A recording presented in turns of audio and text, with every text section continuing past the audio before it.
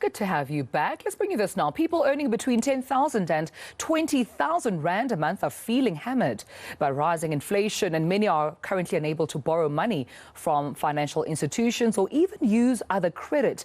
Now, this is all according to Debt Busters Index for the second quarter of this year. It shows more consumers are asking for debt counselling to help. To discuss this even further, I'm now joined by Debt Rescue Chief Operations Officer Annaline van der Poel. Annaline, thank you for your time and good morning to you.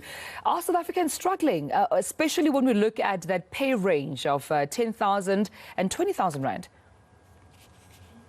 Well, absolutely. I mean, if you, when you think it in relation to your cost, in relation to your expenses, obviously, depending on where you are sitting in terms of income, the biggest impact right now affecting everybody is going to be sitting on things like food, fuel, electricity, etc.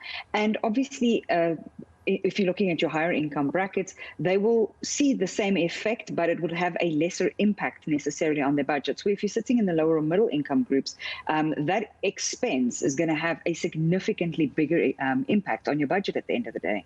And it seems there's an increase there from consumers asking for debt counselling. I mean, that increase being by 17% compared to the second quarter of 2021. Tell me more about this.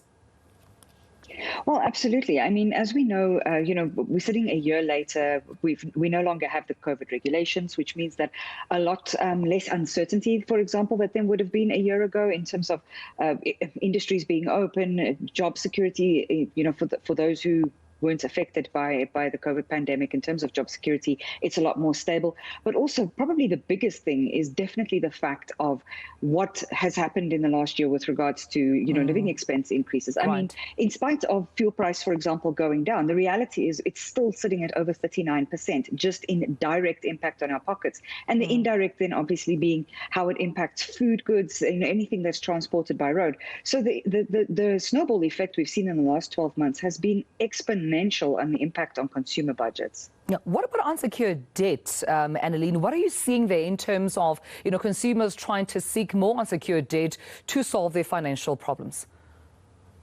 Absolutely. I mean, in what we've seen recently from our own surveys, as well as what we're seeing, from example, from either the credit bureaus or even our big credit providers in South Africa, this is the kind of data that they are releasing.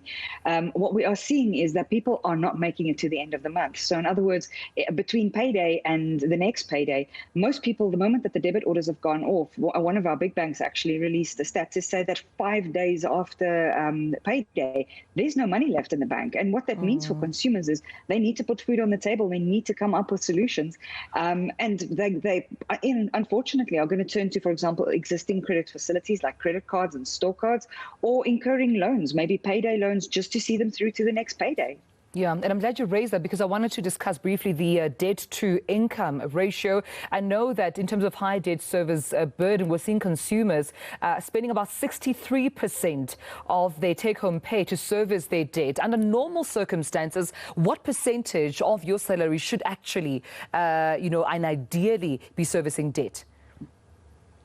Well, I mean, it would depend on the kind of debt you have. I mean, at the moment you, for example, start incurring asset debt like a house or a car, obviously that would take up a larger portion. They're higher installments and they're longer term and so forth. So that would then obviously affect it. But I mean, you definitely have to look, and I don't want to give a percentage because it is difficult to say depending on the kind of debt that you have. But you really have to go back to that budget and make sure that you can actually afford it, because each person's circumstances are different. Whether you are renting, whether you own a home, whether you have a vehicle, whether you're using public transport, what kind of, whether you have kids, are they in school, etc. There's a whole variety of items we need to factor in here. But I think most importantly is each individual needs to take, go back to the drawing board and have a very good look at what they can actually truly afford. Absolutely. And should someone or a consumer find themselves in a situation where they really can't manage their debt, is debt counselling the best option for them? Absolutely. This is part of legislation. It's been around since 2008, and the process has evolved. Everybody partakes. Everybody knows what's expected.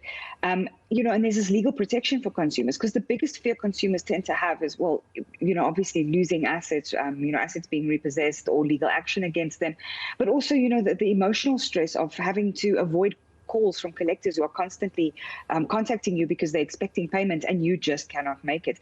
Debt counselling is a holistic solution. It assists with all of your debt. And the whole point is once you are done, you are debt free. You've repaid the debt that you owe and you're honouring your debt obligations still. Absolutely. And that's all what most, at least, who are in this situation aspire for, to be debt free. Well, Debt Rescue COO Annaline van der Poel, thank you for sharing some insights with us and joining us this morning, because, I mean, the stats are quite staggering. But we're seeing that debt counselling has increased, of course, by 17% compared to second quarter of 2021, according to Debt Rescue SA. And that's a good thing when people are actively looking for assistance and looking for help, because servicing, your debt and using 63% of your pay, surely that cannot be easy, and you should feel the pinch. But there is help available for you, and it's good to hear from Annaline van der Poel that you can be debt-free. All right, we'll leave it for that in this hour. Of course, it's almost a top of the hour, looking at 4 minutes to 7 a.m. We've got more of your headlines, more conversations coming up. This is the South African Morning. We'll see you at the top of the hour.